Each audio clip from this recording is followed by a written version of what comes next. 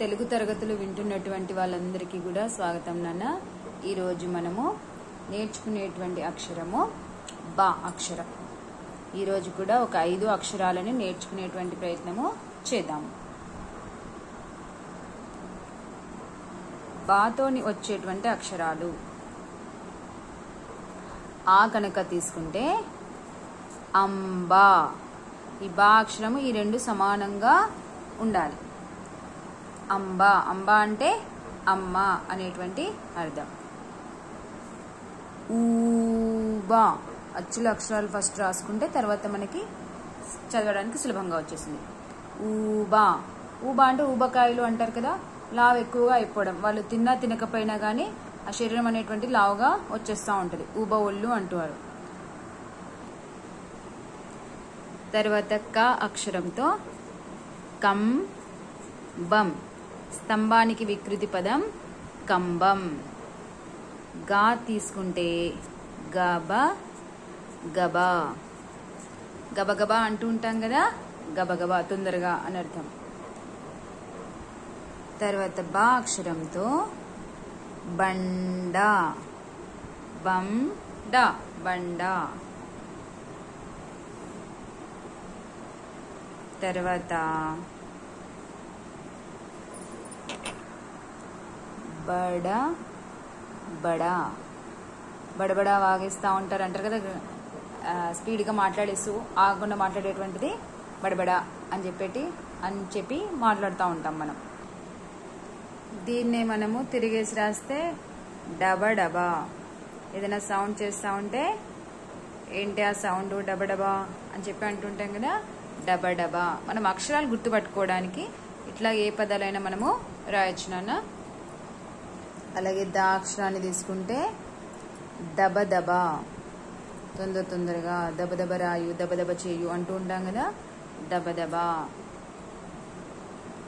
తర్వాత బంధం, బంధం. ఏదైనా సరే అన్న చెల్లెల సంబంధము ఇలా అంటూ ఉంటాం కదా, బంధం. ఇందులో మనం ఇక్కడ మహాప్రాణాక్షరం రాసాం, కింద చిన్న గీత పెడితే సరిపోతుంది. ధ అనేటువంటిది వస్తుంది, బంధం. అలాగే బంధనం, ఆల్రెడీ మనకు నా కూడా వచ్చు కదా, బంధనం కట్టివేయడం, బంధనం.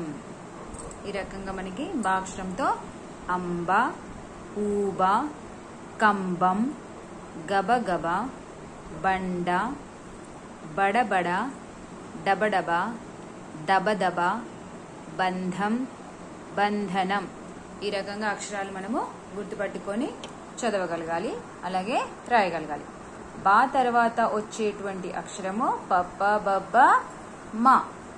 మాతోని వచ్చేటువంటివి పదాలు ఇప్పుడు మనకి చాలా వచ్చేసాయి. అచ్చుల్లో తీసుకుంటే ఉమా, ఉమా అనేటువంటి పేరు ఉంటుంది కదా, ఉమా. తర్వాత మార్క్స్ ఉన్నా పెడితే మంగా, మంగా. తర్వాత మా ఈ రకంగా రాయాలన్నా సున్నా పైన తలకట్టి ఇవ్వాలి, మనం పక్కకి ఇవ్వకూడదు. మా డ త, మడత. మా మా త, మమత. ఓకేనా. మా తం, మతం, క్యాస్ట్ తెలుసు కదా, మతం. మంద, మంద అంటే ఆవుల మంద అలా అంటాం కదా, గుంపుగా ఏదైనా వస్తే మంద అని చెప్పేసి చెప్తూ ఉంటాం. అలాగే ఇది మంగ కదా, సున్నా తీసేస్తే మగ, మగవాళ్ళు అని చెప్పేసి మనం, మనం నాకు సున్నా పెడితే మనం. తర్వాత సేమ్ మననం, మననం అంటే మళ్ళీ మళ్ళీ అనుకోవడం, గుర్తు చేసుకోవడం. ఒక పదాన్ని ఇప్పుడు చదువుతున్నప్పుడు ఉమా, ఉమా అలా అంటుంటాం కదా, మననం చేసుకోవడం అనమాట. జమ, ఏవైనా డబ్బులు కానీ ఏవైనా జమ చేస్తాం కదా, అన్నీ ఒక దగ్గర పెట్టుకొని ఆ రకంగా జమ చేయడం. ఇంకా మనము మాతోని చాలా అక్షరాలు రాయొచ్చు. మీరు సొంతంగా ఆలోచించి కొత్త పదాలు వెతికి రాస్తామన్న వాళ్ళు అలా రాశారనుకోండి, చక్కగా మీకు తొందరగా చదవడానికి గుర్తుపట్టడానికి వచ్చేసింది. మా తర్వాత యా అనేటువంటి అక్షరం. యా చూడండి, ఇది కొంచెం పెద్ద సున్నా రాస్తాము. అలాగే ఈ తలకట్ అనేది పక్కనివ్వాలి. మానేమో సున్నా పైన ఇస్తాము. అలాగే యా మాత్రము సున్నాకి పక్కన ఇస్తాము. ఇప్పుడు ఇది చూడండి, ఆయన, ఆయన. అలాగే ఈయన. ఇవి ఆల్రెడీ మనకు వచ్చిన పదాలే. యా అనేటువంటి అక్షరం మాత్రమే కొత్తది ఇప్పుడు. తర్వాత గయ, గయ అనేటువంటిది బుద్ధ గయ అంటూ ఉంటారు కదా, బుద్ధునికి జ్ఞానోదయం కలిగినటువంటి ప్రదేశం గయా. అలాగే జయ, జయ అనేటువంటి పేరు పెట్టుకుంటారు కదా, జయ. నాతోని కనుక రాస్తే నయనం, నయనం. నయనం అంటే కళ్ళు. నాకన్నా ముందు చదివేసేయండి ఎవరైనా చదివే వాళ్ళు ఉంటే. ఇది తనయ, తనయ అంటే కూతురు. మనకి పా వచ్చు కదా, పయనం, పయనం. పయనం అంటే ప్రయాణం. ప్రయాణంకి వికృతి పదము పయనం. యా మా రెండు పక్క పక్కనే రాశాను, ఒకేలాగా అనిపిస్తాయి. కానీ యా అనేది ఈ పక్కన రైట్ కొడతాము, మా మాత్రము సున్నా పైన తలకట్టు రాస్తాము.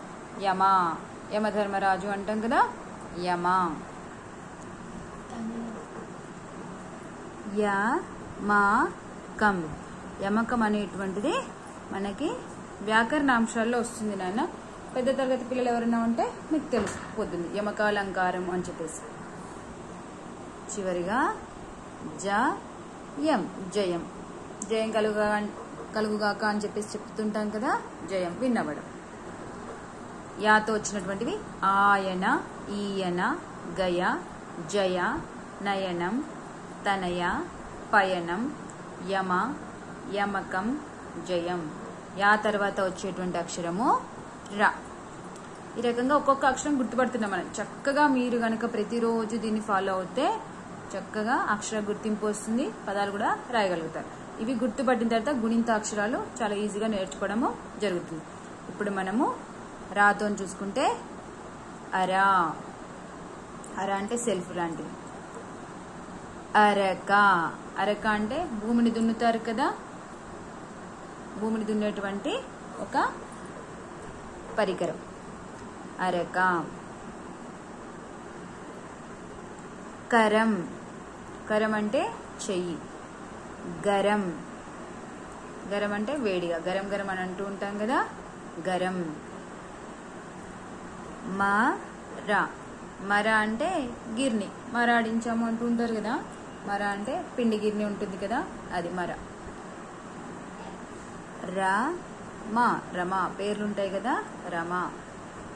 మరక, మరక. ఏదైనా కానీ ఆయిల్ లాంటిది అలా పడింది అనుకోండి, నూనె పడింది అనుకోండి, మరకలు అయిపోతూ ఉంటాయి, మరక. నెక్స్ట్ చెరక, చెరక. ఇప్పుడు గాలిపటాలు ఎగిరేసేటప్పుడు చెరక పట్టుకుంటాం కదా, చెరక. తర్వాత నా అక్షరం నేర్చుకున్నాం కదా, నరం. నరాలు ఉంటాయి కదా బాడీలో, నరం. తర్వాత రణం, రణం అంటే యుద్ధం, రణం. ఈ రకంగా రా అక్షరము వచ్చేసింది. చివరిగా ఈ తరగతిలో యా, రా, తర్వాత లా అక్షరం. లాతో వచ్చే పదాలు కూడా సేమ్ ఈ రకంగానే. ఇప్పుడు మీకు అర్థమైపోయి ఉంటుంది క్లాసెస్ వినే వాళ్ళకి. ప్రతిరోజు పార్ట్ 1, పార్ట్ 2, పార్ట్ 3, 4 అని చెప్పి నేను పెడుతున్నాను. మీరు వరుసగా అవి ఫాలో అవుతే ఈ క్లాసెస్ అన్ని చక్కగా చదవగలుగుతారు నాన్న. అందరూ కూడా అనుసరిస్తారని అనుకుంటున్నాను. ఇప్పుడు లా తర్వాత రా తర్వాత లా అక్షరం. లాతో వచ్చేటువంటి పదాలు రాద్దాం. అలా, అలా అంటే వేవ్స్, సముద్రంలో అలలు వస్తాయి కదా, అది. కళ, కళ అంటే నిద్రపోయినప్పుడు వచ్చేటువంటిది కళ. ఈలా, విజిల్, ఈలా వేస్తాం కదా, ఈలా. కలం, లా పక్కన సున్నా పెడితే లం, కలం. కలం అంటే పెన్ను. తర్వాత తల, చిన్న తరగతి పిల్లలకైతే చక్కగా మీకు ఒక టేబుల్ ఇస్తారు, అక్షరాలు ఇచ్చేసి పదాలు రాయండి అని. అట్లాగా లా ఉందనుకోండి, అనేక పదాలు మీరు రాయగలుగుతారు. తల, ఈ తలని రివర్స్ చేసి రాస్తే మనము లత. లత అంటే తీగ లాంటిది అని అర్థం. అలాగే పేరు కూడా పెట్టుకుంటారు. అలాగే బాగా నేర్చుకున్నాం కదా, బలం, శక్తి. జ అక్షరం తీసుకుంటే జలం. చూడండి ఎంత సులభంగా వచ్చేస్తుంటాయి. మీరు కొన్ని రోజులు ఈ తరగతులు విన్నారనుకోండి, చక్కగా మీరే కొత్త కొత్త పదాలను కనుక్కొని రాస్తారు. నలక, కంట్లో ఏదైనా పడితే నలకబడింది అంటూ ఉంటాం కదా, నలక. చిన్నటువంటిది ఏదైనా పడినప్పుడు నలక. నలక అంటే చాలా చిన్న అయినటువంటి పదార్థం. అందరు కూడా ఇది అభ్యాసం చేసి చక్కగా నేర్చుకుంటారని ఆశిస్తున్నాను.